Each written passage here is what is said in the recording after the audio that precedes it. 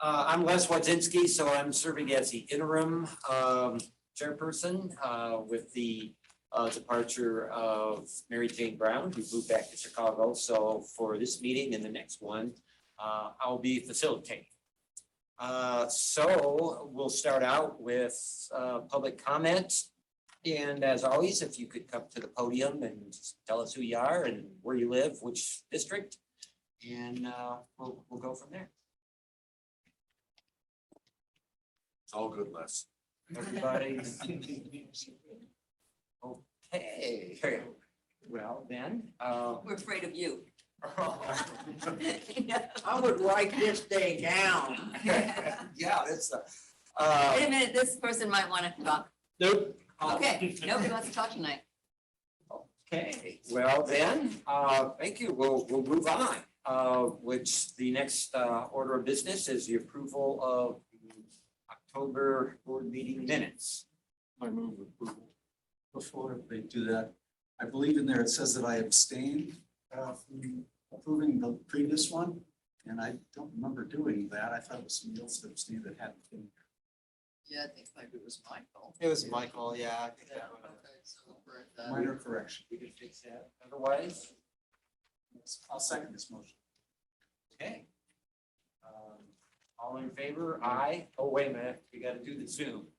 Is Mike on? Mike? Mike's not on there, so Okay, we can. all right. Aye. Aye. Aye. Okay. Well, boy, moving right along. Yeah, you're next with the treasurer's report. Okay, we've got 2 months of financials to cover, October and November. I guess I would like to focus more on November, actually, if we could, since the October information is kind of old information. But for the month of October, we actually had income of $2,829. We had expenses of $31,000, so we had a net loss of just under $29,000 for the month.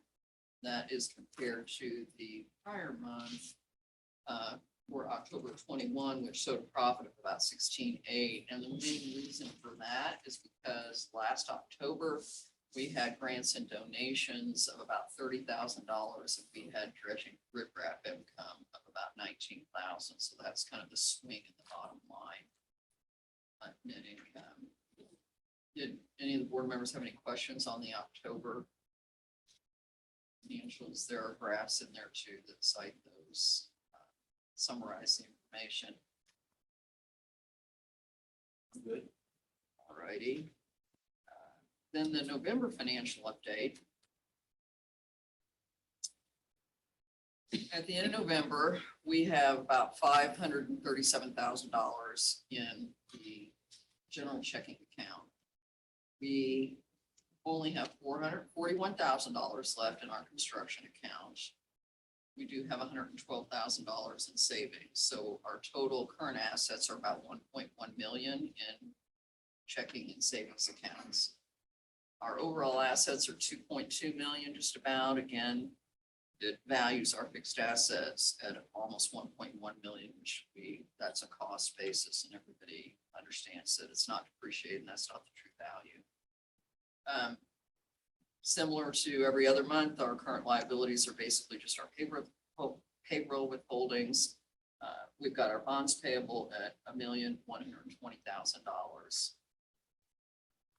So our total equity, if you will, is about $1,057,000. But when you look at that, I want you to realize that that's what we say our net worth is. And if you take out, most of it is taken up in fixed assets at $1 million, and it's all taken up, and then some at $1,080,000. So we kind of spend whatever. For the month of November, we had been talking about this, but Adam did facilitate and apply for the Community Foundation grant, $40,000 that we had budgeted. So we have that coming in as income this month. And then the other income was the rental. Correct, For the $30,000. barge, the 30,000. So we actually had almost $72,000 in income for the month of November. And our total expenses were 113,000, of which the biggest expense was $87,000 for sediment mitigation. So overall, we had a net loss of 41,000. Year to date, we're at a net loss of 330,000. But that includes, we've paid out $522,000 for sediment mitigation for the year so far. And we've also had one of our bond payments at 37,000. So it's not concerning me. We budgeted, it's just this accounting of government where, you know, you're expensing capital items. Any questions or concerns? This was the first time we got money from one of the community foundations, is that right? Correct. And what was the experience? Was it that you just asked for it and they give it to you? Pretty much, there's a guy, More than that. yeah, They there's have a a lot guy that they of work with that is their front-facing person. We talked with him, said kind of what we're using the money for, that we're budgeting this potential income for the project at hand. It's kind of making sure that it was in step with what our purpose was, and then it went pretty smooth for that. When we do that, he recommends it to their board of directors, then they voted for approval of their board. That's pretty smooth. Yeah, it wasn't cumbersome, but they did have the checks and balances in Correct. place so that we weren't just using it frivolously and it was being used for what was stated in the enhancement. So that's good. Okay, so overall, year to date, $625,000 in income thus far. We still have yet to receive our November tax revenues. Correct. Monroe County hit last week and I'm waiting on Brown County, so we should have the checks. So once we get that money, we should have about 150,000 or so yet to come in this year. And that's what we're under budget anyway on those line items for the cumulative improvement fund, et cetera. So once we get that 150,000, that will help our bottom line because right now we're showing a negative $330,000. Questions or comments on the financials? Again, we had budgeted to be at a loss of like 655,000 because we had the full amount, well, almost the full amount of the contract budgeted at 779.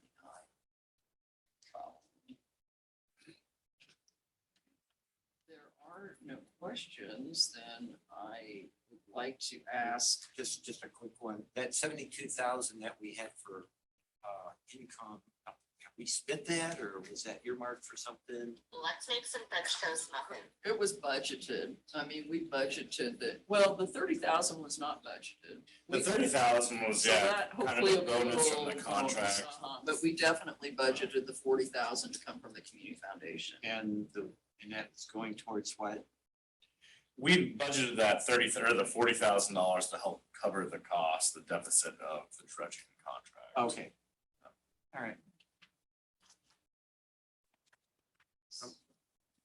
So I'd like to ask for approval of the October claims totaling $25,802.62. I looked through those. There is nothing unusual or significantly large in there. We had some buildings and grounds expenses where we bought some, you know, saws and trimmers and Yeah. blades, We did the beach expansion. I was kind of surprised that I saw that first insurance, the additional 8,200. And when we get to approving his contract, which I saw, I guess I was a little perplexed because I think we paid them more than what they show the premiums should have been for this last year. So it might be something that we want to talk to Everly about.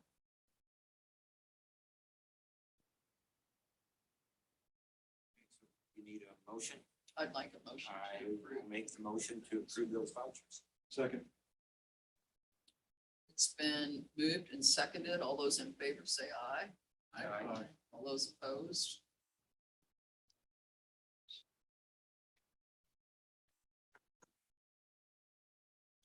Yeah, I just want to say this because I threw this thought out there that year to date in November, our insurance expense is 55,434. Mhm. And when we get to that, where we lay out the premiums, you'll see it's less than that. So I think we might have incurred some additional things for some of the events we've had. I'm not We did really incur a sure. little bit for the fireworks. The company had us do an additional policy. I don't think that was that much. I think the 50,000 in our budget, because we usually don't get the actual premium rates until the end of the year. I think our budgeted amount was approximately 50,000. We do have going into next year, the rates went up approximately $2,000. Primarily was the directors and officers coverage that went up a little bit. But overall, it stayed pretty low. We said the inflation really didn't touch too much of the premiums. And then we were able to renew our dam insurance with Cincinnati Insurance. They're primarily the only company that will deal with the high hazard dam in our particular scenario, so that's all good. And the next agenda item would be to ask for an approval of the November report of claims, approval of the vouchers totaling $107,450. The main expenditure there was the $87,000 settlement mitigation. Any questions? Yeah, I'd make a comment on that. So with this signature sheet and all the others that are subsequent, mine has the wrong date on it now. Oh, right, the Updated 15th, that, I so don't noticed know if that it too. Loses its legal status by being dated wrong. So Right. we'll fix. Because they say December 15th versus the 12th. We can update that when we send out the Yeah. PDFs for signature. Thanks for bringing that up. I so too forgot. Could I have a motion to read claims? So moved. Second. All those in favor? It's been moved and seconded. All those in favor of approving the November claims? All right. Motion carried. I guess my next agenda item is resolution 10-22-06, and that is to encumber funds for hydraulic dredging totaling $426,825. And that is because we budgeted those funds and now we want to encumber them or carry them over until the next year, so. Correct. We budgeted 779,000 for this year, which was $100,000 short of the full dredging contract. And we spent to date 352,000 for the hydraulic dredging, so 426,000 will go over to next year. Have a motion to approve encumering funds for. So moved. Second that, provided that you'll give us an update on dredging later on. I didn't- Yeah, I got a little PowerPoint for that. Who seconded that one? Good two people. Oh. Malcolm spoke first. Motion carries. All right, all those in favor, say aye. Aye. Motion carried. Okay. I'm done. Okay, well then, Steve, you will be introducing Christie. Christie, I hate to ask you to do this, but maybe if you could come up to the podium. Probably remember we met Christie virtually last month or month and a half, 2 months ago. And she had given us a little bit of her resume and experience, and we had asked her to present with us some estimation of what she could do and the cost. And so she did a lot of time and put forth 4 different, she called tiers of involvement from her as a consultant. And you had sent in an email to me, you recommended tier 3. If I'm quoting you correctly, am I? I think so. I think tier 3 or tier 4, based on our last meeting, could be a good fit for where you're at. You like to give us a couple more sentences to why you think a tier 3 or tier 4 would be? And what's included, maybe? Yeah, absolutely. Thank you all for having me this evening.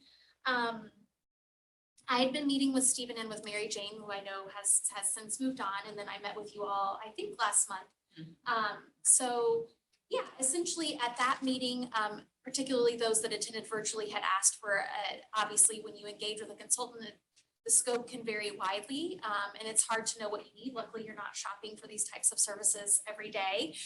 So I tried to provide a comprehensive scope of services ranging from a short-term engagement, which is where I think that you all could be served well by tier 3, which is essentially, so for 4 months or so, we would work together to do an in-depth discovery in addition to the meetings that Mary Jane and Stephen and I have had, where we would go through what your needs are, what you've done already, which I've reviewed some of those things, but we would sort of finalize what that was, and then do a survey and a group of stakeholder meetings, and then provide recommendations along with a campaign fact sheet.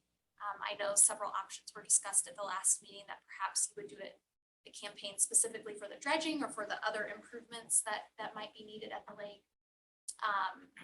Yeah, so I'm simply here tonight to answer any questions that you might have and provide any additional information that you might desire. Well, I have a question. Yeah. Talks about the scope of services. This is on tier 3. Okay. And we have 2-hour discovery meetings with the Planning Development Committee or designate representatives, and then facilitate 2 in-person half-day strategic planning sessions. And then there's a 2-hour review sessions with the planning or other designated committee to finalize campaign materials. And it says meetings will be held virtually unless otherwise noted.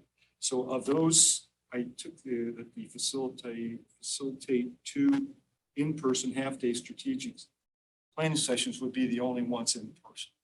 Well, I think you are all local. I don't know where other people live when it's not summertime, but I provided that as an option if you lived other Right. places. I know Mary Jane did, but I live locally and I think many of you do, so I'm happy to do them all in person. It was just for added flexibility if you needed it. And I want to make sure that there would be a feasibility study statement, something after we meet and formulate all the have these meetings, and to looking at what is really reasonable to expect with a campaign like this. I don't think that tier 3 included that, did it? Well, it doesn't include a full feasibility study. I think we would make a summary of the findings and recommendations with tier 3. So saying, you know, if we would recommend that you would go on for a full feasibility study or to engage in a campaign based on the data that we found through the focus groups and through the surveys. I think that makes sense. I mean, this is just, I really like the idea that you're helping with some simple campaign materials. I mean, it's the messaging, it's the case statement, and then it's kind of looking at that and looking at our strategy, and then kind of decide, oh, we need to talk to, like, this is just the first step, and I think that's what Michael Putzing was hoping to get, with some kind of tiered approach to it. Let's see where we're at before we really jump in.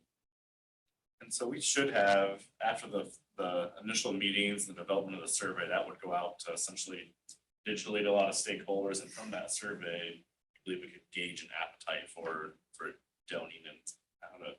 I think so. And based on our last meeting that we had and the meetings that we've had before that, I think we would want to look at what you all suggested. You know, we would have some questions that would be designed to help identify if people were interested in funding the deferred maintenance through a capital campaign, or if they were interested in funding the amenity improvements that are needed, that we talked about at the last meeting.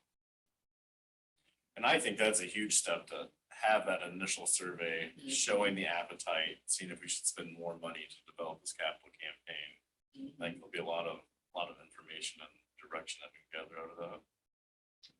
Yeah, I agree, because, you know, the way we've been hitting the freeholders with more taxes and all that kind of stuff, could be people aren't in the mood for doling out more money, and then this is a good way to find out. Plus, as far as timing goes with this, then, I mean, let's say we found out it was feasible. This would be something we would do in 2024, or that's just something we'd have to think about. I think we'd once- have to think about that, once we because get if we got to that next step, it's a big investment for $5,000. Yeah, We just well, gotta that's- kinda gotta figure out. Yeah, I mean, I guess I'm just a little skeptical, but that's good that we would do the tier 3, because that's gonna let us know. And that's the way the proposal is designed, is that none of the work would be lost. So if you did tier 3 and you did nothing else, you would have that information if you wanted to repurpose those campaign materials for example, proposals that you would do with the community foundation or other groups that you might engage in donating or in philanthropy, that you would be able to use all of that content. Yeah, exactly. So that none of the work is lost and it's intended specifically to be repurposed. I would like to see us do 23. Not wait till 24. Hopefully, I'm gonna be an optimist, so we can get it done sooner rather than later. Depending on how you're willing to meet, because there's quite a few time sequence. We need to look at our resources, you know, we can't be the federal government, just spending, you know. So I mean, that's where we've got to look at, we've got other things on the agenda that we need to talk about, and I think this is a good thing that plays into it, like what really is the best. So obviously the lake usage is very seasonal. So is there an optimal time to start this? You're saying? When do we want to end? And then we can back off, figure. Yeah, when we that's a great, start. I love that you think about backdating. That's the way that I always think about things. I mean, I think that's, you'll find out if you want to launch this campaign or not, right? And I think part of the survey will tell us, and the focus groups will tell us when would be the best time to launch the campaign. As far as when we do the back end work, I think I would defer to you all. I shared with Stephen that we visit the lake often, but we don't live on the lake. So I recognize that it's, you know, it's used mostly in the summer, but I Well, don't the speak to survey- the expertise on that. Let's talk about the timing of all this, like when would we want to send out a survey? I mean, do we want to send it in the dead of winter, or do we want it ASAP, or does it matter in terms of timing? I would think the summertime would be good, because you're looking at the lake, you see the resource that's at stake, and then that would give us this late winter, early spring to develop the materials. Next year. To then Well, launch that. yeah, in early 2023, develop it, and then that survey, like early spring, summer, when people are using the lake. I think you also want to be mindful when you don't want to send it. So like right after the tax bills come out, probably is not the very best time to send it. You know, sort of both sides of that same coin. So do we have $6,000 laying around for this? We added $10,000 to our consulting engineering line item throughout the budget process for this. Well, speaking of money, how and when do we pay? Well, that would be the next phase, but typically in engagements like this, particularly it's progress billing, but it's up to you. So we can bill over the amount of time that we work together. We can bill by deliverable, whatever you prefer. I think professional services is bill on a current basis. Yeah. That's what I would expect. I think the tier 3 is a very good idea to get the information. So we always seem to be hung up on that. Do we invest more into it? Do we not invest more into it? I think this can give us some great details. But when would you send these surveys out? The segmented survey, that's what I'm kind of looking at. Well, I think we'd figure that out after we had our first discovery session. Yeah. Maybe in this, I mean, honestly, we're already into January, so maybe it's at least the spring. Yeah. All right. Well, And so you were, you said discovery session, but now remind me, what is that? So basically I mean, Stephen and I have met a few times, but basically I would meet with a couple of extra people, whoever you all would include, whether that would be the board itself or the executive committee, along with the lake managers, to make sure that I have an actual intimate understanding of just what Stephen has shared with me, you know, how many shareholders there are. I understand there are 560, you know, like when do the tax bills go out? What have you done already? What are you getting ready to do? Just so that we can be precise in the design of the survey. Well, Steve and I were talking just before we started is we need a committee because the other two of the other members are now gone, right? Yeah, that was one of the things that we have a talked about committee of this. one. Planning committee, but I think there was myself and you, two past presidents, they're gone, so that means the board's gonna have to step up in some way or volunteer, or someone is going to have to I believe we should have 3 board members and staff on the committee. That way we can come back and report.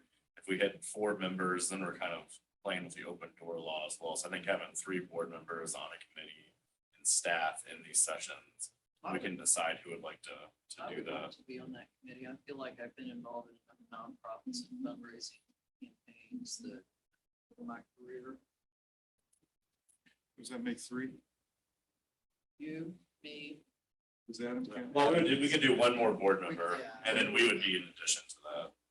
Since we're not voting members. I'd be willing if you want. Okay, So I don't think we'll have an issue having 3 board. well, do we need to make a vote on this?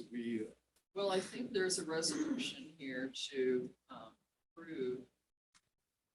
Yes, there is. So we would do a motion The to approve tier the tier 3. Okay, I move to approve to have. Christie. Christie, yeah, I was looking for the formal name. Christie Yeah, Howard. Christie Howard Schultz Consulting. Well, I'm sorry, I thought of one more question. So this survey would just go to freeholders? Or do you expand, because, we have a lot of people just coming to Riddle Point that. don't live- Absolutely, yeah.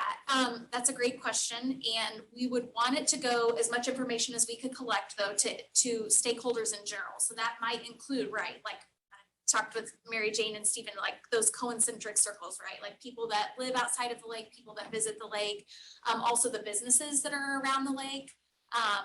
So it would be more comprehensive than just the shareholders themselves. In our listserv, we probably have a little over 200 people that are non-freeholders. And when we did the Epley survey back in 2015, we actually developed like little cards with a QR code that we put at Yeah. different businesses, so people could scan it and do the survey. Yeah, so would this all be electronic? Are you gonna actually mail stuff?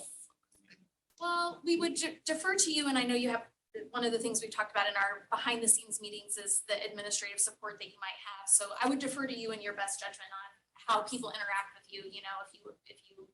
I think the Okay. more our staff can do, just Yeah, having, yeah. for services similar to you, the better off we'll be, so. Is your fee then, would it cover like postage? Oh, that's a good question. No, it would not cover postage. This is It just would her co- time. The design, right, the design of the survey, the design of the materials, the case for the support, things like that. Okay, so we would actually have to be the ones to reach out and.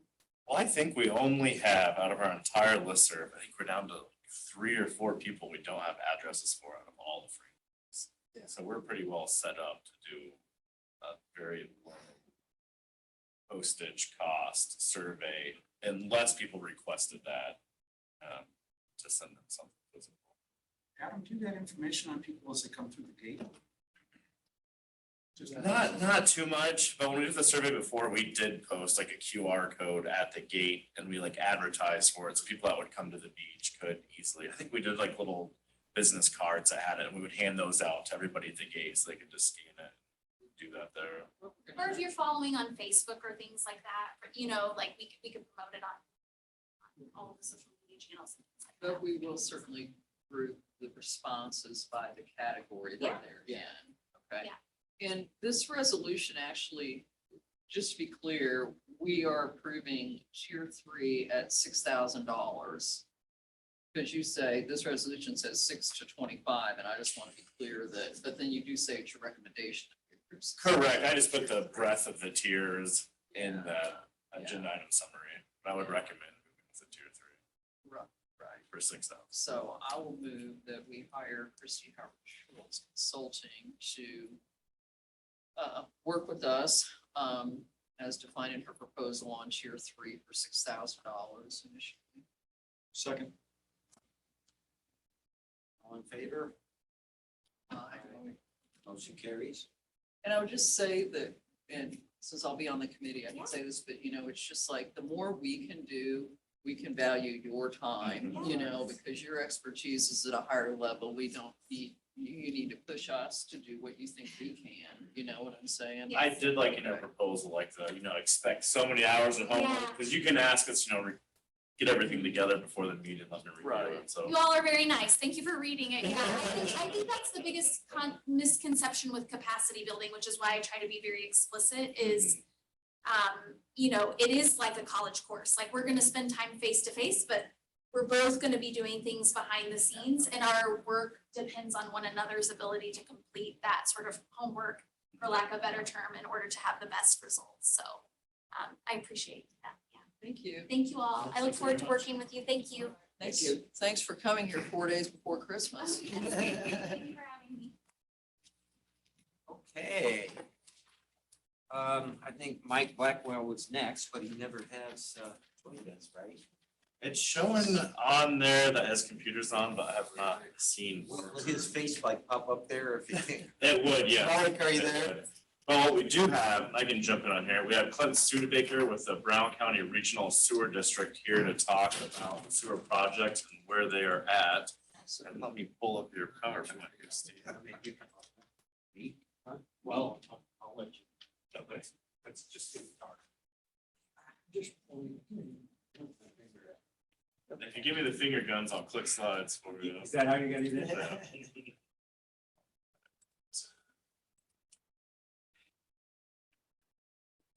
There we go.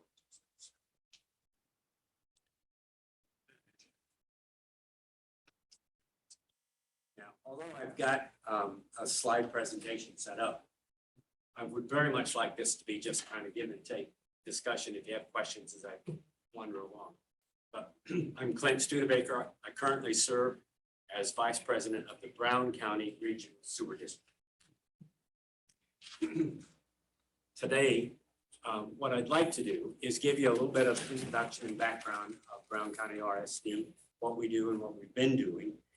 We've been gathering information about septic systems throughout Brown County, water quality issues throughout the county. We've put into motion our own strategic planning effort. It's been ongoing for about 1.5 years, 2 years now. And we did with that, a lot of background water quality study work within Brown County. And so as I get into this, I'll let you know what some of that strategy has been that involves Lake Lemon, which is why I'm here today. I'd like to just let you know what we're looking at and how we think Lake Lemon should be part of an assessment that we're making on overall improvement of water quality. And then with a little give and take Q&A, get into a next step discussion of how we can support you and you can support us in the efforts that we have going forward. Can I ask a quick question? Absolutely, please. How does this, Jeff? What is the thing you set up, right, set up? Oh, It's some kind I'll of talk sewer about or that. something. Okay, good. Okay, you're gonna cover it, because I'm like, Absolutely. how did the 20? I think it morphed. Okay, It did more, Into those. and it blended in, and I'll okay, get good. to that Okay, thank discussion. you. And the reason it kind of blended in is because Brown County RSD, Regional Sewer District, has statutory authority over all of Brown County for septics into sewer management, except for those systems that are already in place. And as you see on this little map, there's 3 existing RSDs that are functioning within Brown County. Nashville's the big one, and then we have a small one in Helmsburg, an RSD there, and we have an RSD in Nauvoo. Other than those 3, and they cover relatively small territories, the rest of the Brown County area is under the jurisdiction of Brown County RSD.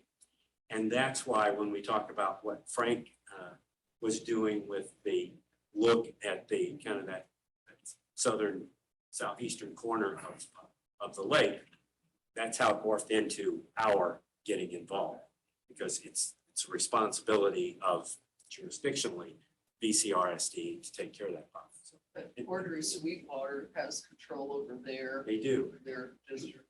They, as the way that conservation district conservancy got set up, they included water and wastewater as part of their, So we did not. and you did not. Okay.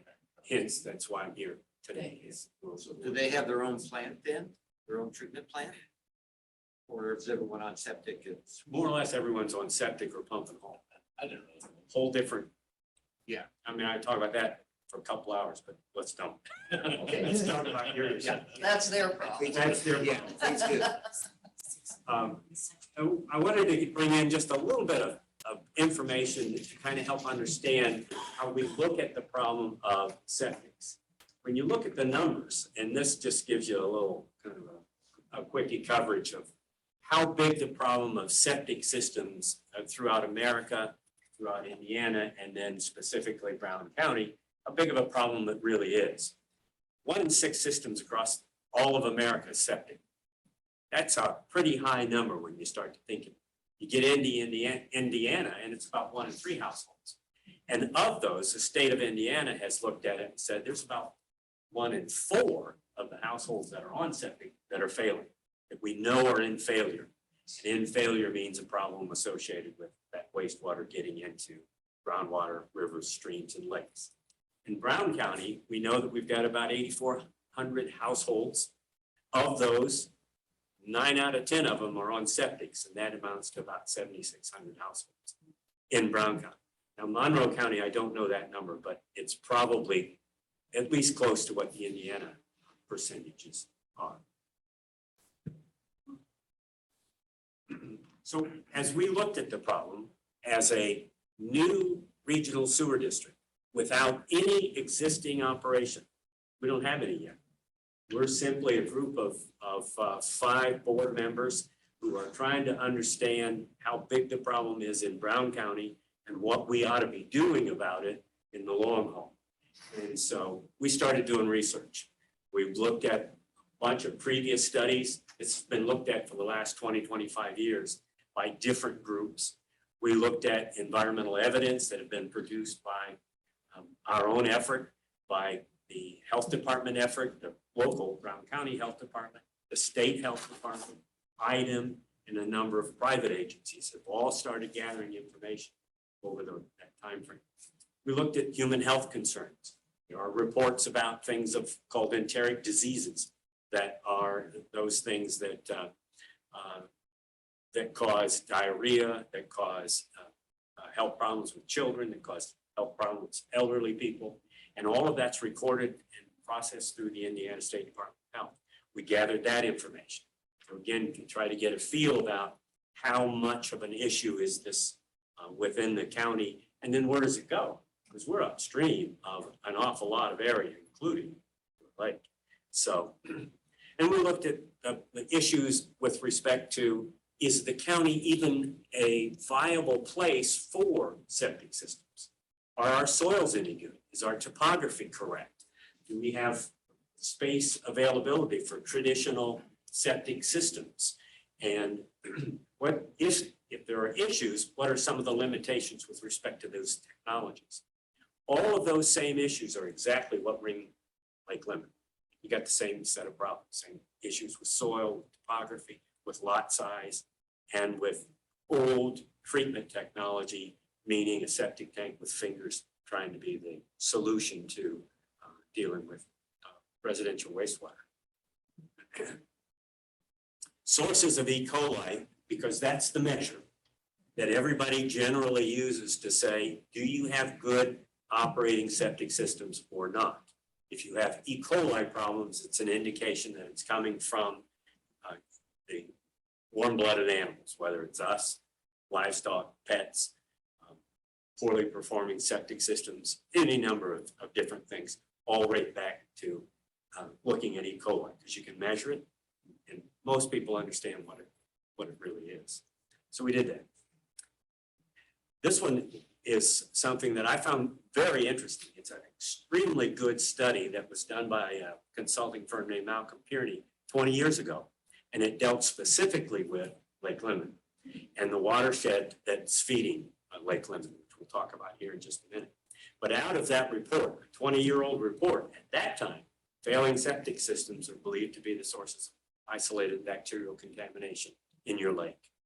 So Lake Lemon becomes a really critical point in terms of if we're going to look at effectively managing problems in Brown County, we need to always be aware that Lake Lemon is a receiving point of whatever those management issues are.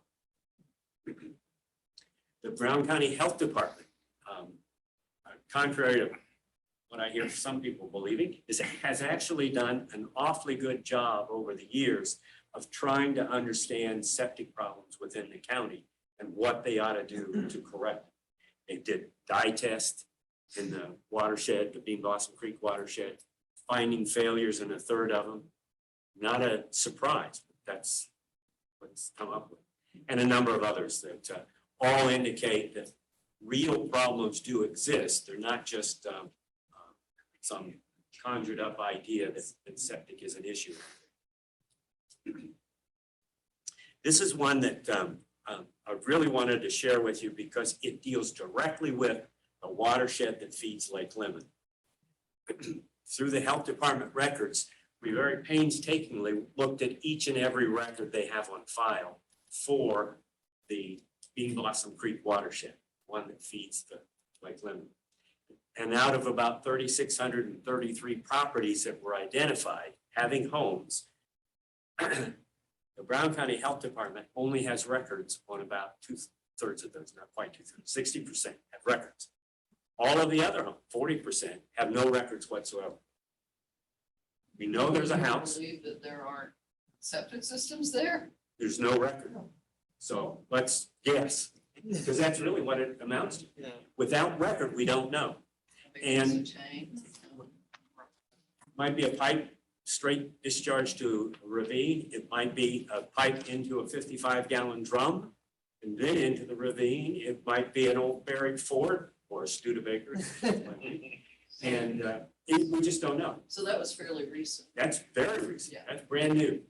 And what it also tells us is that in support of the on-site work that we've done, where we've actually gone out and sampled the wastewater and found E. coli, then you look at that, you match it up to the fact that 40% of all the systems don't even have a record.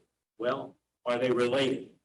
And so that was, an obvious questions that come up, and we're trying to seek through the answers to that. And I'll tell you a little bit more. This graphic was put together just to show you the age of septic systems for those that have records. Again, red over there, 40% have no records, that's 1,500 systems in the watershed that feeds Lake Lemon. Then the rest show the age. When you look at over 40 years of age, there's 12% of the systems that we know have some kind of a septic, but they're 40 years or older, which in effect means they don't. 30 years or older, 13% probably don't work. 20 to 30 years, well, okay, if they were maintained, which is a big if, they're probably still functioning somewhat. You get newer ones, they're probably okay.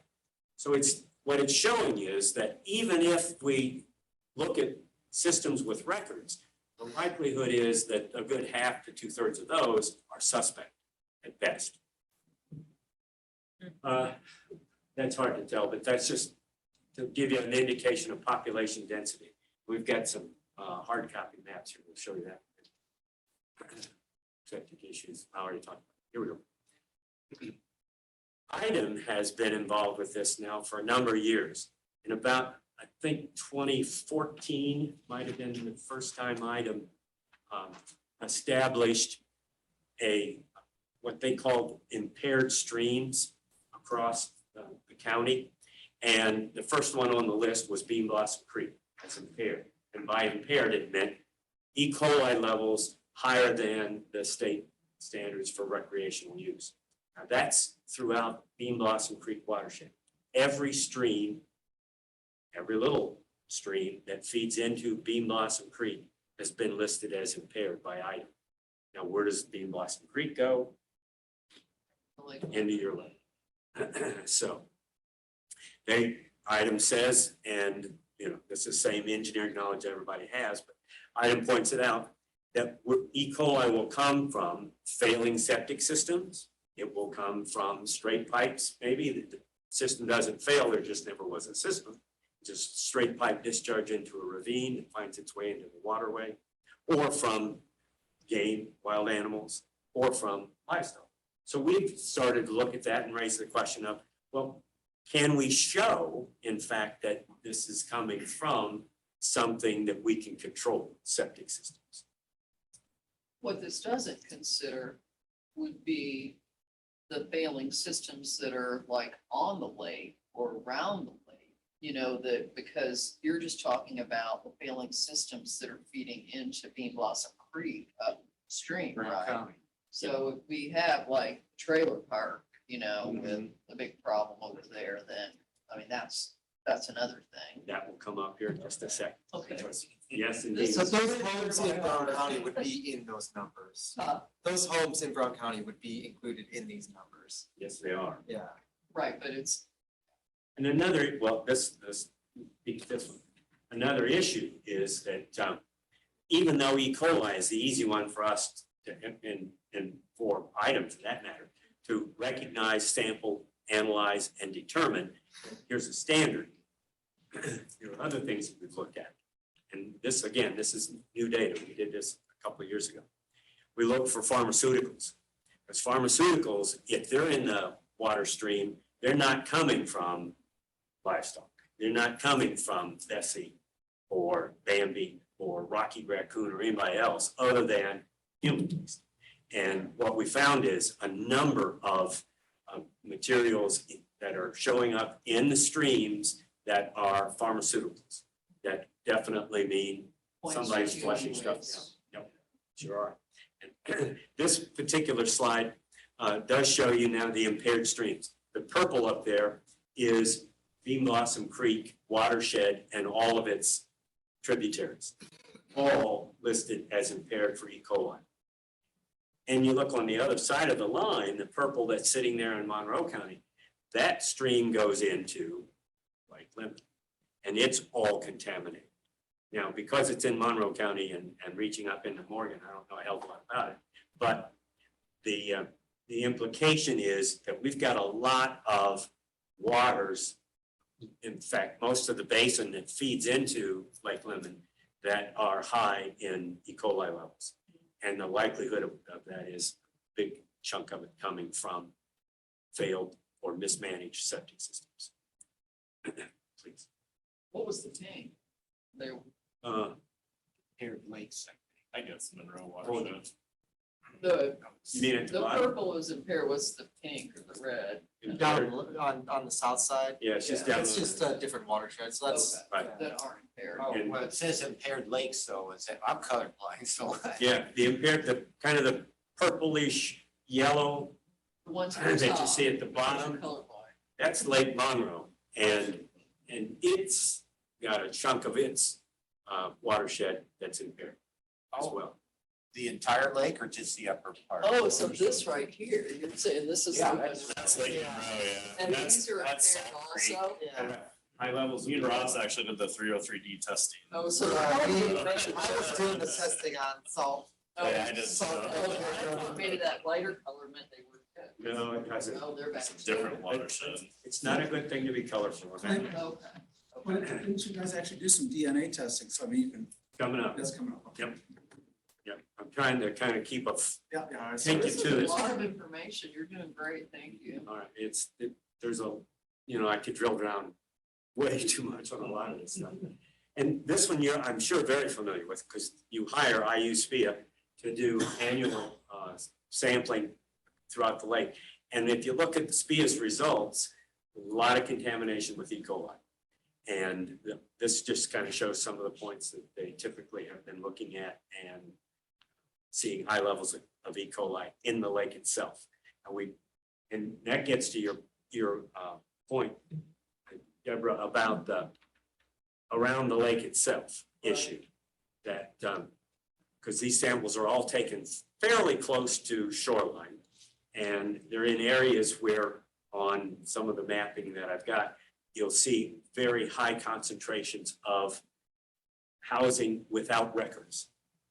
And so, again, a house without a record means you don't know. But if you're finding E. coli right out there, 10, 20 feet offshore, well, probably means something.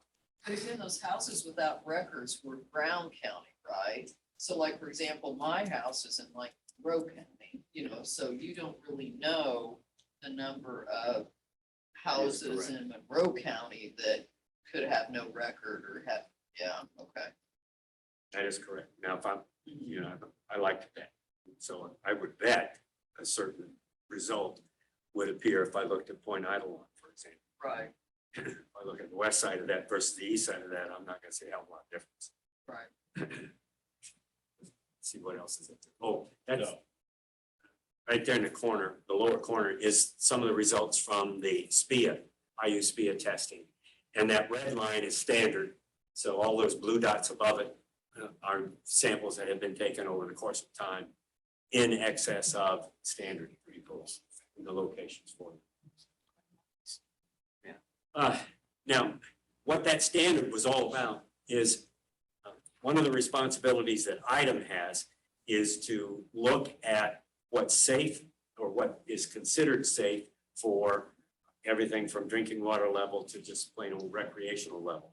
And so they set what's called a total maximum daily load standard for a contaminant. And in this case, they're using E. coli as that measure and have set that number to be 125 colony forming units in a 100 milliliter sample, which is just a nice little way of chemists to sit out there and figure out how many of these little bacteria are floating around in a certain size sample. And so for just grabbing a sample, that number's a little higher. If I just went out and dipped it into the water and measured it and it exceeded 235 CFUs per 100 ml, that's above the standard. You had a problem. But a more appropriate way to measure it is the one in the middle, where we look at taking 5 samples equally spaced a week apart and then do a geometric mean of the results. That number is only 125. So bear that in mind as we look at the next slide or two. Oh, this is just the 303D list for, there we go, that's the one I wanted. This is baseline data that shows, and remember 125 is our standard. And look at these numbers. These are creeks in Brown County that feed into Bean Blossom Creek, which feeds into Lake Lemon. And they're all way over, some of them too numerous to count. Indian Creek? That's a very big number if it gets to that, because usually, again, chemists love to count these. And so they'll come up with some pretty good numbers for us on what is an acceptable Well, level. and Bee Blossom helps for. I talked about that, enteric disease. We'll get into that too. Those are some of them that if you start to realize you got an ailment and if it's related to something like an E. coli pathogen that you got in you, that's some of the different kinds of diseases. One of those, it's crypto. Crypto was made very famous in the 90s, the late 90s. Something like 102 people died in Milwaukee from crypto poisoning. And it factored back into, at that time, that was a feedlot. Got into the water supply. What got in? E. coli. Oh, okay. And then out of one of the contaminants Okay. was crypto. I've kind of talked about those. I don't want to take too much time up, but summary of the findings that we really went into, realized that if item says it was impaired, why? So we gathered all of that data. We found out that there is a lack of knowledge about systems, none of them recorded. We know that we've had reported cases of crypto and several other enteric diseases in the county recently. Are they doing inspections during home transfers now, property transfers? I wish. We pushed for that, or I pushed for that, a couple, 3 years ago when the state was looking at it as actually making it an ordinance. And then Brown County itself started to look at that question with the rewrite of our county-wide septic ordinance. Had it in there for a little while. So I know Monroe County did that, so anytime there's a property transfer, it has to be. They I mean, there's so required much septic. Yeah. it's just gotta be separate, evaluation. To do that. In Indianapolis, it's like, you have to get your own person and pay your own people. If you're buying a property, you have them come and look at it. The interesting thing is too, like, we've looked at some properties and it'll be like, this when it was put in met standards, but now the standards are this number of feet, so you would have to spend X number of dollars to add all these fingers and, yeah, it's just. Well, that, to me, that's why it makes so much sense. It should be at the time of transfer before contract, so that both parties Yeah. understand the problem and can work out, how do you deal with it? Do you want to take it as is and solve the problem yourself? Do you want to set up an escrow account and solve it that? I mean, there's a number of ways you can do that. But if you hide your head in the sand and don't look, Right. that's another issue. So, a couple years ago, we went to, right here in Bloomington, to the Regional Opportunities Initiative and sought a grant for doing a little bit more in-depth water quality study and a strategic plan. We got awarded a nice grant from the ROI. And that project included looking at all of the, and it helped fund gathering up the information that I've been talking about with all this data, collecting it. But it also included a chance to look for, is there a way that we can now sample some of the streams and identify the human source versus the animal source? That's never been done. And I have a lot of folks that say, well, the problem is only from animals. We don't do it. Those 3 cows over. Yeah, those cows did it. Right. Bambi did it. Right.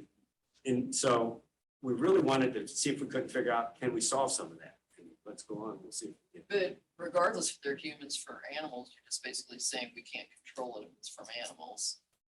Well, But it still would have the same effect on a human. It still makes your water quality bad. it's a problem in warm-blooded animals, and we happen to be one of those. And yes, there are ways that you can handle it with livestock in particular. There's a lot of grant money for that too. There's funding, and there's folks that will do a very good job of managing their streams when it goes through the property. There are others that let a whole herd graze and cross over and stand in the water. And you know what they do if they stand in the water? You know, their feet get cold, next thing you know. So it becomes an issue. Here we go, right there. That shows the major watersheds in Brown County. The green is Bean Blossom Creek, feeding into Lake Lemon.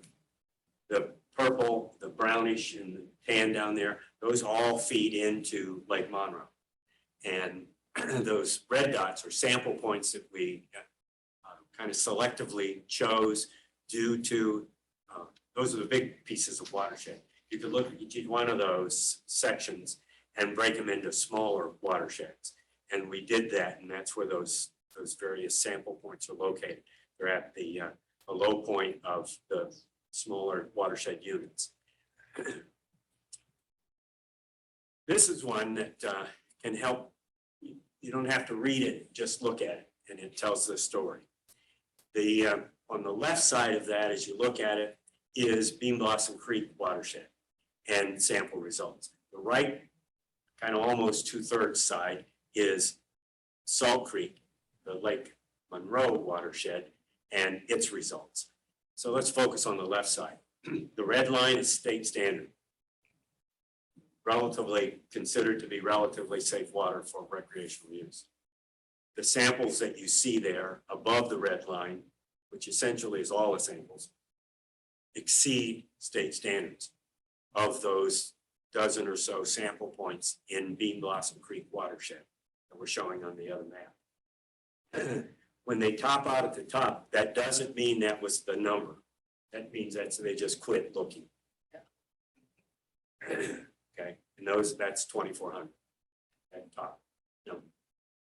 And it shows in little groups where if you can see the map or the chart well enough, that's 5 sample points for each one of those little sample locations that are indicated across the bottom. So that was the geometric mean that we went looking for. Sample each location 5 times over the course of 5 weeks. And nearly everything is way above the line. Way above the state standard. Way above But the then state you also had a state average, then you had a watershed average. And those, for this discussion, don't mean much. Because it's the the state standard for recreational use Okay, waters. that's what we have to That's focus on. that you're worried. Okay, so 23 of our 31 sites that we sampled exceeded state standards. We know that the sources are coming from issues with respect to septic, steep, shallow wells or shallow soils, steep terrain, on septic systems that aren't properly managed, real issues. So now let's look, with that knowledge, we went back and said, let's look at, can we get a suitable sample to do the analysis for human versus animal? We want to find out who it is. Bessie, Andy, Uncle Joe, Rod, who is it? Somebody's contributing in a major way. So we're going to find out. In order to do that, it used to be, up until just a very short time ago, extremely expensive and in essence, cost prohibitive to do that kind of source analysis. You had to do kind of a lengthy DNA analysis process. There's something that's popped up since then. It's called colophage stereotyping. And with that, you actually can look at select viruses that impact E. coli, and you can count those. You can actually determine that. And from it, you make assessments or projections to, well, is that coming from animal source, human source, human and animal combined, or just a mix of it, a little bit of everything. You spend more money and keep drilling down. If you want to find out which animal, you can look and go so far as to find out, well, is it geese or a deer or whatever. But what I was after is it human? Something else. And so with that, it kept our cost somewhat reasonable, and we were able to produce some results. We had 5 locations where we had adequate sample collection. All the control parameters were correct, and we found that we had human source E. coli ranging from either 50.5, I think was our lowest in those, all the way up to 94% human waste. That's remarkable kind of information to have. And it kind of cemented to us that we're on the right track. We know that we have all this other data that says there's a problem with septics, putting septics in our kind of soils and the like, poor maintenance, old systems, all kinds of issues. And now we've got actual numbers to say that in the streams itself, we know that the E. coli is high-level human. We know that for the Bean Blossom Creek watersheds, with 2 of our 5 samples were in Bean Blossom Creek watershed. 3 of them were in Salt Creek, Lake Monroe watershed. So back to focusing on Bean Blossom Creek feeding Lake Lemon, we know we have human. You may get into this, but the 5 samples that tested positive, that doesn't mean the other ones weren't, they were inconclusive. So we actually coattailed on this with Sarah Yes, you did. Teal and did samples around Lake Lemon, but they came back inconclusive, and it's relatively new technology, so parameters have to be really specific. So there's 5 that said, yes, it is, and then a lot of the others said, we can't say either way. And we just didn't have adequate samples. So I think we get it that there's a problem. So what are you working for? This is where I'm- Plant or what?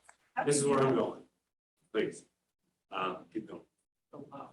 Keep going. Very much. About 3 years ago, you were It involved. goes too fast. Don't ask me about that. Well, we had COVID in there, and I've lost track of that one too. But the Lake Lemon Environmental Cooperative Group that Frank headed up. And I started talking, well, I got it up in February 2020. We had our first real meeting about, you recognize you have a problem around the lake. The corner, southwest corner or southeast corner banded together and had a number of folks around Chipwood and the kind of the end of the causeway wanting to get together and do something about septic system failure in that area. That's when Frank and I sat down, and Russ was involved, and we started talking about, well, what can we do to help pull this all together? And this just kind of shows the progression of some of the discussions less that we got into that led to why we're here tonight to talk about help. We want to help and we need help to get going with this. We've started with some Zoom meetings. Stephen was involved in them, still is, coming to every meeting, solid representative of your organization. Malcolm got involved early on, and we had a public meeting in a year ago, in summertime, at the Chitwood area, had a number of people show up for that, where I made a kind of a pitch about we're interested in working on just the east end at that time. And that has now kind of continued to morph a bit and grow into Monroe County, really. We ended up hiring a consulting firm to assist us, BLN. Kevin Allen is here with BLN as our engineer. We've hired a rate consultant to help us understand the issues that we're going to get into with dollars and cents that individual rate holders will end up having to pay to be a member of a sewer district, rather than just operating a septic system. That's an outfit out of Seymour called Reedy Financial. So we started to pull the pieces together. We got money, we got funded through the American Rescue Plan through the county. They awarded us $300,000 to capture the pieces and pull this together to a project. And so what we're now looking at is designing a project that will range from what we had been doing, which was the greater Bean Blossom area, not Lake Lemon, to now reach from Bean Blossom through Helmsburg to Lake Lemon with a sewage collection system. We've also teamed up with the Helmsburg Regional Sewer District that has an existing wastewater treatment plant in Helmsburg. And they're looking at the same set of kind of issues of what do they need to do to redesign their plant, to expand it, to accept wastewater flow from Bean Blossom area to the east to Lake Lemon from the west. We've gone through all this process. Here we go. Some of our next steps.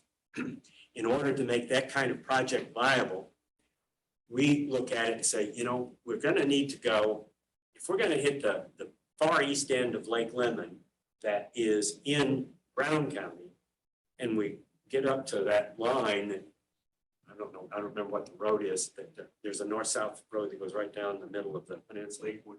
Lakewood Drive, thank you, sir. On one side of it's got a problem and the other side doesn't. Nah, that's not going to be the case. So we looked at that and realized that we need to be looking into at least a portion of Monroe County to start with, and particularly so we take in all of the peninsula. And then there's the issue of the trailer court. Right. That item has been fighting for years, that doesn't have septic systems set up and the like. And then there's the issue of let's keep going then a little bit. How far can we go with a reasonable sized project that doesn't get into too many tens of millions of dollars as one big project? And All the way to Spillway. yeah, well, in time is kind of the way that we're trying to assess it now. So we're trying to get our arms around what's a viable project, what makes sense, what captures the most people initially that will make as big of an issue to help the problem of the lake, and put all of those, as many of those homes that are laying right near the water's edge into a sewer rather than either septic or lack of septic. Because I do know through the health department records for the Brown County line, I did a look at, I know out into the county, there's a lot of these 40% or so homes that don't have any records. What about around the lake? Right. Well, there's parts of the lake that it's 60% don't have any records. 50% don't have any records and so on. So I know there's a problem there, just like there is everywhere else. So what are you gonna need from us? With all due respect, we do need to kind of move along here. I'm sorry. We have quite a number of things to hit on the agenda yet, and we do try to finish by 7:30. I don't know if we're gonna make it. If you could kind of wrap up and tell us, what exactly is it that you're needing from the Conservancy? Well, we know that there is First a, of all, thank you. Yeah. We've needed this for a long time. we know that there's about 120 or so of your residents who filled out a survey a year and a half ago, say yes. They identified where they live, which side of the county, North or South Shore Drive area, and whether they'd support the idea of a project. And almost to a home, yes, let's do this. So we know there's an awful lot of support. What we need now is some kind of maybe it's a letter of support that comes from the Conservancy District that says, yes, we're in support of continuing to evaluate putting a sewer collection system in around the east end of the lake. And then we know that we're going to end up with an interlocal agreement between, if we do that, between Monroe County and Brown County. Right. Because we're crossing the line. Right. And we know that we've got to set up a meeting with the commissioners of both and get their agreement. We need to go kind of arm in arm, showing that if we do this, we're not doing something that you don't want. Right. We're doing something that you do want. And we did provide a letter of support to Frank when Yeah. they started that, but now you need another one. I need it for to the Brown County Regional School District, for sure. And the question of maybe meeting jointly with us with respect to the utility, the Bloomington utility. That again just says, yeah, this is something we want to see happen. We're here to support this idea that these folks in Brown County are trying to do. We understand that it has mutual benefit, has long-term benefit, it has a possibility of down the road adding more of the lake to this kind of design. Because our intent is that we will take as much as we kind of can bite off at the moment and pump it back to the Helmsburg treatment plant, which will expand to accommodate us. And we want to look at it with the idea of, well, how else down the road, what's the next phase? And make sure that, again, as we team with Helmsburg and that treatment plant, that it has the capabilities to grow with our next phase of the project, so. We've already formalized our support for that with the letter that we did when Frank was running that whole area. So what I can do is modify that letter, get that to him. I don't think we need any actual motion or. Well, it might be good to have it in the minutes, to be honest, a motion. Do a motion You to know, support. I mean, I feel like this is really important, Mhm. very long overdue, Mhm. very good work. And, it is gonna cost something. We're probably not gonna get grant money to pay for everything, but, at some level. We're looking people at have to- the funding for how we're going to get this. And we certainly see state revolving fund being a major player. We see USDA rural development being a major player. The two of those have a big pile of money. Item's got some monies floating around for infrastructure development too. So we'll try to fund it in such a way that and that's what our Reedy Financial is going to help us understand, such that individual homeowners won't see, hopefully, too big of a bill associated with monthly sewer. So we've got to get a lot of grants, low interest loans, forgivable loans. All that's to come. Well, I'll seek a motion then to write a letter of support to the Brown County Regional Sewer District in support of these studies and the project moving forward. I'll make that motion. I wanted to make that. Oh, well, you make it. I'll second it. Letter for the Brown County Regional Sewer District. And I will second it. And then I'll happily meet with you and Vic and here at CPU at meetings and that, so let me know and. I can All make those in this- So is that letter of support? Aye. Oh, aye. Okay, all's in favor, the motion passes, so, okay, Clint, well, thank you very much. Ask you this though, do you need Adam to get like Vic Kelson and City of Bloomington's signature on that letter as well? Because Ooh, you that was basically said you wanted that support too, so. Yeah, I let's think we set up can a get that. meeting. I will get in touch with you and then let's set a meeting with Vic and 'Cause I'm they sure own they'd the be lake. happy, yeah. you know. As it impacts. They probably like that. I'll be in touch with you and I'll set up meetings and I'll get that letter. Thank you very much. Well, thank you. Thank you. It's great. Thank you guys. Is there a way we can electronically get that PowerPoint? Well, this is all recorded. Yeah. So it'll be on our YouTube And you page. downloaded it already. Yeah, we have it on. And I have a copy of it, so I So can could send you it. forward it to me? That just is. Yeah, I like those. Thank you. We want to get, That was awesome, thank you. Okay, next item on the agenda is just to approve the agreements for 2023. It looks like there's, I don't know, a dozen or so. It's my understanding we're just changing dates. Correct. These have been updated for the dates and for our fees and charges that have been approved in the fees and charges resolution. So I will go ahead, if there's any questions on specifics, let me know. If not, I will request a motion to approve agreements A through M as written. The only thing I would say is, could you look into that,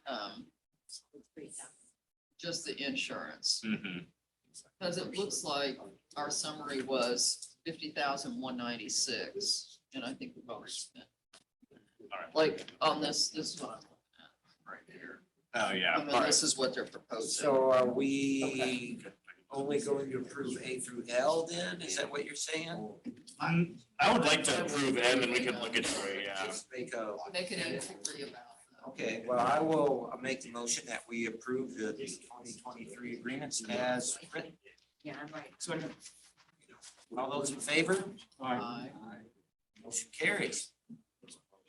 And then the next thing on the list, and we can move this later on in discussion, was we're looking at it, there's a historical resolution from 1999 that states homeowners association clubs, marinas that are providing multiple dock slips to freeholders will be assessed a slip fee. And then it highlighted, except for exempting Lakeview Hills. This came to fruition because I had a request from another homeowner association on Tunnel Road looking at putting in a public dock with multiple people. I think we'll need to come back and reevaluate this. I think we should probably wait until we have a Push that. representative on the board. So we can push it until probably March when we have a representative. That would be the fairest thing to do.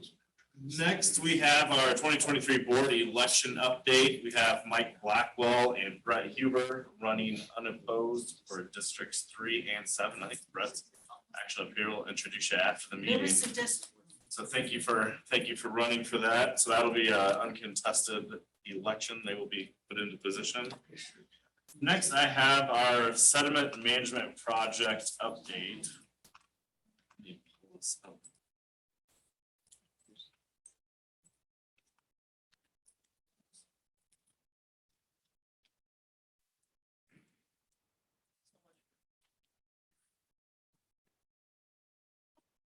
So just to give a quick December update of where we are with the project, we've had just over 60,000 yards removed this year, and that was their total through the year.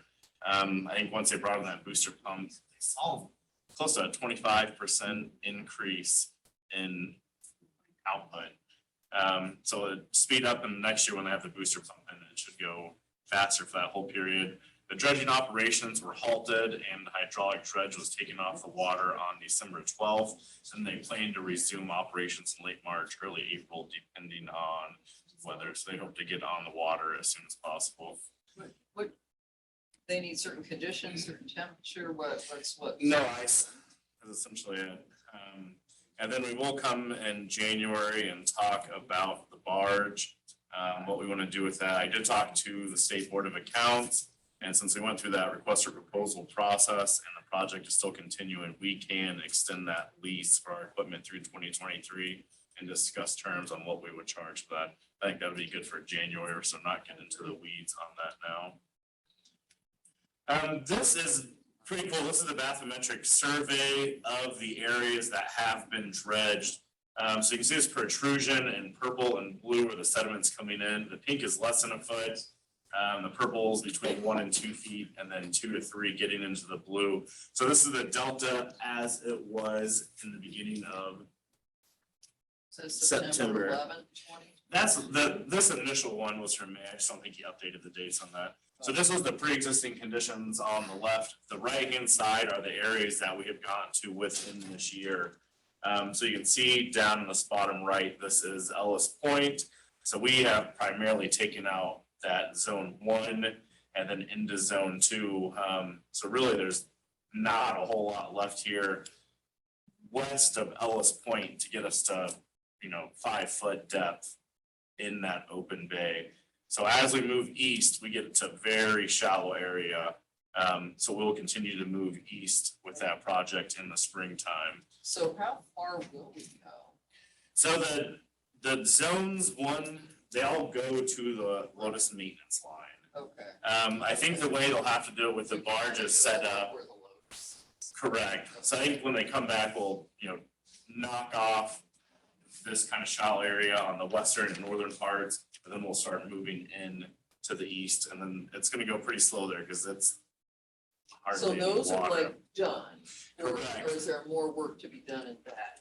in the These north? areas are done, and this is red and orange. So That's- are you able to remove like a lot of those buoys that are all marked, like not to go beyond that? Yes, yeah, essentially, you could come straight out from Bean Blossom Creek now and come over. Those buoys really kind of did that half moon shape here along this blue and purple right in this area. So that is all down to that 5 feet. Some of these numbers are showing like upper 4s right below 5. This is actually measuring the depth from the water surface. So as we've lost water depth going into fall, that's why it's showing slightly under 5 inches. So when we look at normal pool, those will all be over that 5-foot mark that we were shooting for. And then our engineers look at the relative lake level whenever they submit their dredging numbers, look at the full sediment removed. So that depth is taken into account. You have somebody showing the rest of the lake relative to this, it's hard to see. Is that little or is that big? That's big. So this is Ellis Point right here. Where is your cursor? This is Ellis Point. Yeah, your cursor's Yeah. up here. I mean, do you have like an aerial or something that, I do not have the aerial right here. is this the same as, How about like that? is it the How many same? what? Square yards is that area? Oh, that's a good question. I don't need to count. Well, if you said that was area 1, and if that hasn't changed from the Shrewsbury thing, that was 17.3 acres. Yeah, so I think we're probably more than that 17 acres, because this is pushing halfway up Well, to. that's a pretty small section to the south, and it appears to me from what I've seen, they've gone further north. Yes, they have. Yeah. Then If, what? if, You in can just look at that. it. This one is kind of- Oh. This is, Well, I was gonna ask, whose responsibility is it? We've talked a lot about these tree stumps and junk in there, like, is that coming out as we're going, or when do we get that out? Yeah, so we have been working with them. When there's debris in the way, we've gone out with a small barge to remove that debris so they Okay. can continue working. The trees that are like in the, less than 6-inch water, when you kind of get a little bit east of Ellis Point, those we're not gonna be able to remove until we're right on them. So once we dredge up into those areas, we can come in and grab those trees. Right now, there's no way to get a boat into those areas. So that's what they've completed to date. And then we have a little bit of updates on the disposal pond, and these are pretty cool, looking at the sediment accumulation. So this was Upland Settling Basin on South Shore Drive, May 17th, and this is right when they were getting started. The water was filling up. Here it is on May 24th, after they began actually dredging. You can see the water coming out of the pipe there. On this open area of water from the normal pool level, that was close to 37 foot deep. So half that volume is probably full of water right there. And I say that so we can look as we move forward. Here's August 8th, you can begin to see actually the sediment build up in this area. And we started drawing down water at that point so we can get a better image of what was going on under the water.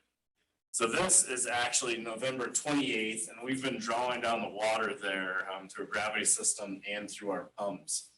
I don't know why it looks so grainy on that big screen. But so you can see the sediment actually building up in this area. So out in these far areas, I mean, you're probably looking at 30 to 35 foot deep of actual sediment in that area. It's hard to get a perspective on it unless you saw the initial holding basin when we started. So here's another point of view from along the eastern portion or western portion. And you can see that sediment that's accumulating in that whole area. So again, here's actual flowing of the pumping, and then just kind of showing it as it fills up over time. And then this is what it was looking like towards the end of November. And So go back one real quick. So these are basically from the exact same spot. So it went from a 25-foot deep hole. so that, yeah, so we try to get the perspectives from the same area. Because the pipe moved. No, the pipe has not moved. We actually drew the water down to help it settle out in time. And what's nice is once we go to get rid of the sediment, it's naturally stratifying from the coarse material to the finer, so it will separate itself out. So you don't have to push it out of the way. No, not at all. So that's how we kind of drew it down so we can get a little increased settling. And we have not had to use polymer at all. So we have a lot of money that's been saved so far in that budget when utilizing overflow fund. I want to say there was Was it 50,000, 40,000? 47? It was, I think it was pushing 50,000. That'll pay for the docks. Yeah, when we start using the overflow pond though, we will likely have to use that so we can settle in place and get a little bit more discretion where it's actually being placed at.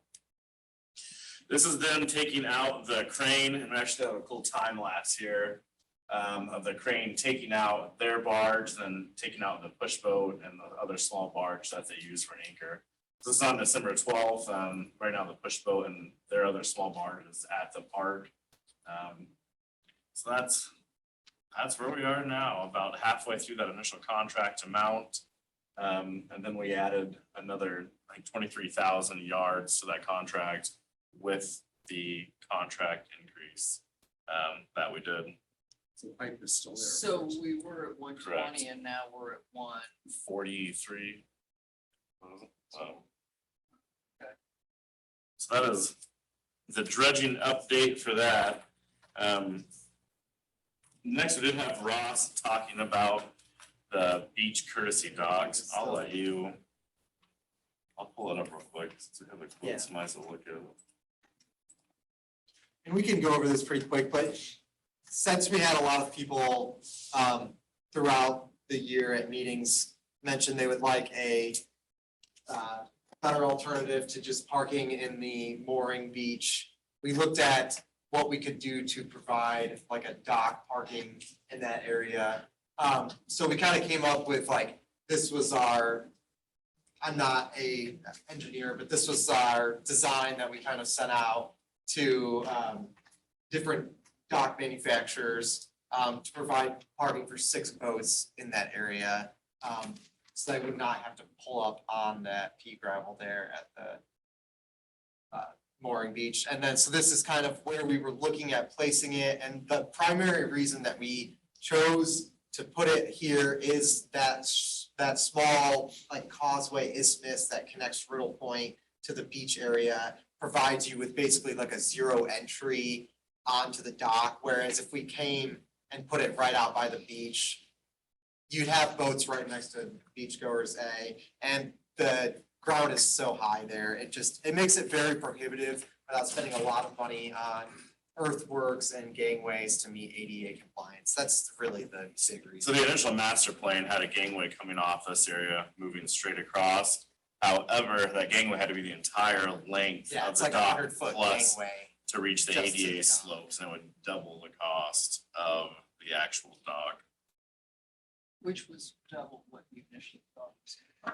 Yeah, I think in the initial master plan, they're estimating close to 100,000 for that dock. So then these are who we've reached out to so far and the bids that we got for courtesy docks. And each one is a little bit different of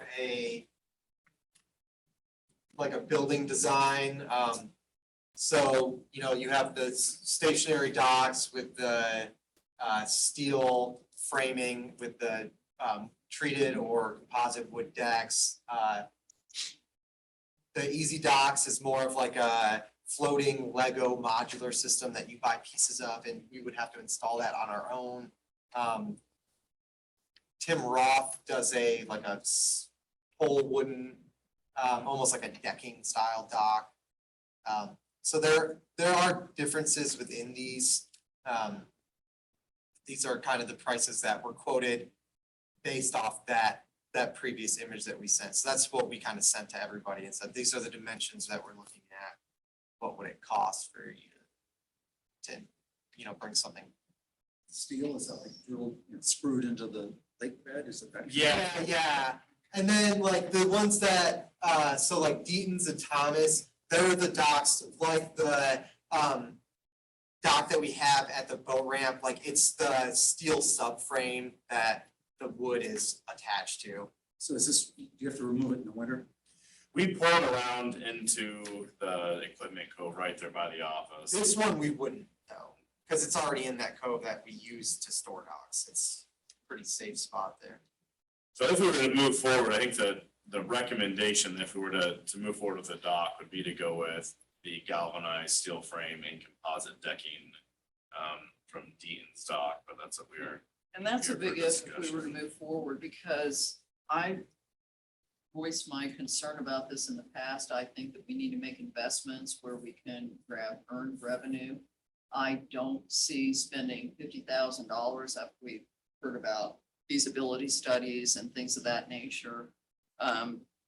When you say many people have come up and asked for docks, I mean, I remember a few people. I don't know really that there's many. I see a lot of problems coming from it as well, just in terms of, who's gonna use it, who are we really benefiting, is it really worth $50,000, in the grand scheme of all these other priorities that we have, so I would really like to maybe table this discussion or because even before the meeting, we were talking, I mean, Adam's got other ideas where we could, maybe put, structures that we could rent out or something at a point. To me, it's just. I think it is premature. I think you should think about this more because I like the idea of moving the dock over, but I say it costs twice as much. Well, that's something we ought to stretch out over time here and think about what's the best thing, not just let's throw a little money at it now. And also, I do want to say this. This is the kind of thing that is much easier to get donations for. Here's what we want to do, You want your name on the dock. Yes. Right. I agree, and I'm not positive how much revenue generation potential it has. I think there may be the potential people that are coming to the lake and are pulling a boat in. Now you could bring, a couple carloads of friends and relatives and change people out at the beach. But I'm not. And you're charging $10 a car. Oh, yeah, but I'm not positive how much revenue generation it would create. I'm concerned about that, plus the fact that the way it was presented in the board materials too, we don't have the money in hand right now for that. And it would take it all out, it would suck it all out of next year's revenue too, of the cumulative improvement fund. So I think we need to take a step back and really think through it, like. What I was That's my 2 gonna cents. ask, so there is not 50,000 budgeted for it as a line item for 2023? I mean, so the way that it would happen is the cumulative continuous improvement fund, the monies are in our checking account. So essentially what would happen was we spent that $50,000, it would show up as negative in that account until we got our fall tax settlement. We would and be would counting end on the next year year's positive. money. But I will say this, that, running a public recreation area is not a for-profit thing. I mean, it's a public service.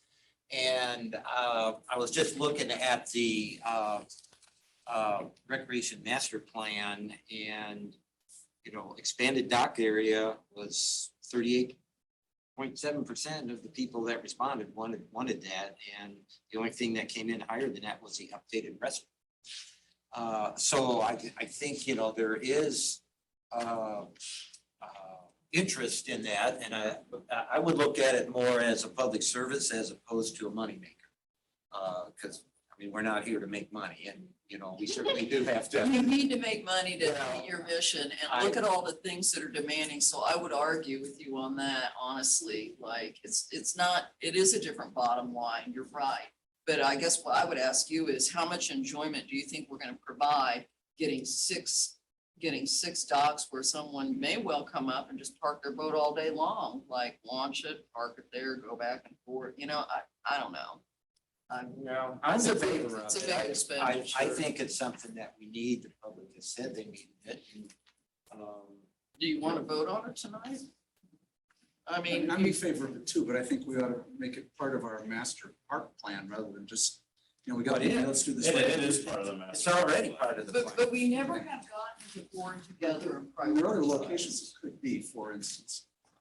Well, I know, Mike Blackwell, you know, wanted it a little bit more to the west, so you know, you can see it from wherever you're using the beach and stuff, but as we have said, but the topography is such that it would not be feasible, at least reasonable cost, because we'd have to have this big catwalk thing, you know, in order to meet the ADA, because you can only have a certain Well, slope. it's stretch it. I mean, and I know, you know, Mike, or Michael Klitzing is not here. He did send a text. I don't know, do we? He wanna- is in favor of it. I mean, we He can is in vote if you favor. want. There's four of us here.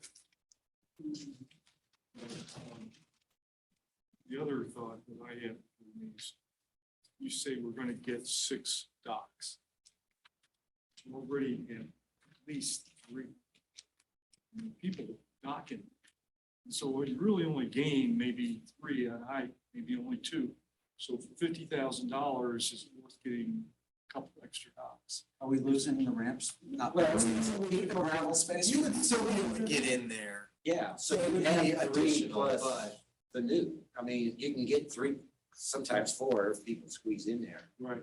But so that would still be available for people. This wouldn't take the place for that?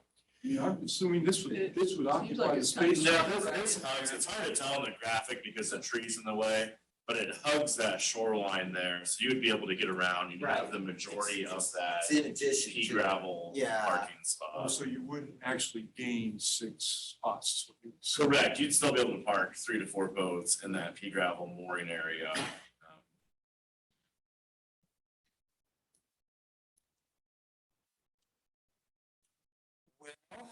I mean, I guess if we want to, what do they call that? A straw vote? I mean, there's no sense voting. What do you if- want to if- make a if it's- motion? It sounds We gotta like, have a motion before you vote. okay, well, isn't there like this process where like, I know you're against it, you're not ready. I'm gonna table it. I say table it. Should we, I've got questions. I Okay. think you should table it. okay, we'll table it. Unless you want to just put it to rest and we'll vote against it. Well, that's why I'm asking that. So we can table it, but I would like to ask management to really kind of think about or put some numbers together about any kind of revenue generation and some of these other ideas that you have that might be less expensive, that might benefit more freeholders. I just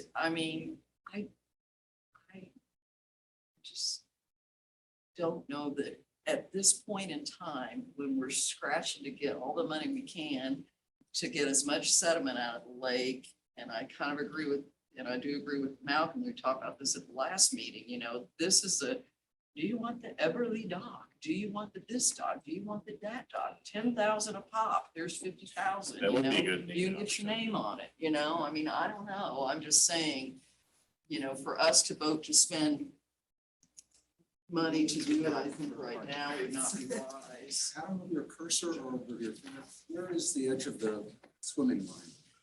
It's right about Going here. out straight, essentially, Yeah. perpendicularly. But you really still think you could come right in here, you can go past all these boats, and so this isn't to scale. Yeah, no, it's hard to tell because the GIS picture that we have, the tree 'Cause you've canopy got, is you there. know. I think it would look boats weird if hanging I put out. it all the way over, because the trees are like in the lake here. Suppose the dock went out this way. What I don't want to have is people pulling perpendicular into the swim platform or people backing out near the swim ropes. You'd have to keep it so only one side of the dock is usable. You can't Correct. You brought this out this way, you can't. So- get it that way. Yeah, Would that be, we can talk Well, about we it in can talk detail. yeah, so we can get into the weeds of Think that, of- but, Think about it. all right, so that's tabled.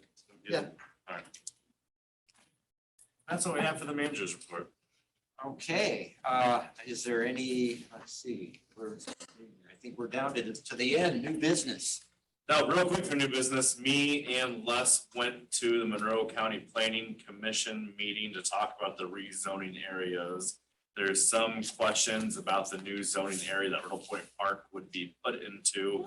So we're coming up with a list of our potential events and uses to give to the county planning area. 'Cause right now it's going into Forest Reserve too.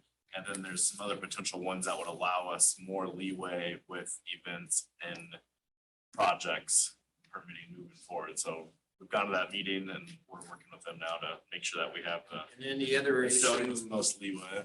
the other thing was marinas, because there is some restrictions on commercial boat storage. And we brought up that, hey, you know, we got, well, if you count the yacht club, there's a marina, and the rowing folks, both the private, you know, and the team, and you got the regular Lake Lemon Marina, and they don't really have that separated out with any special rules.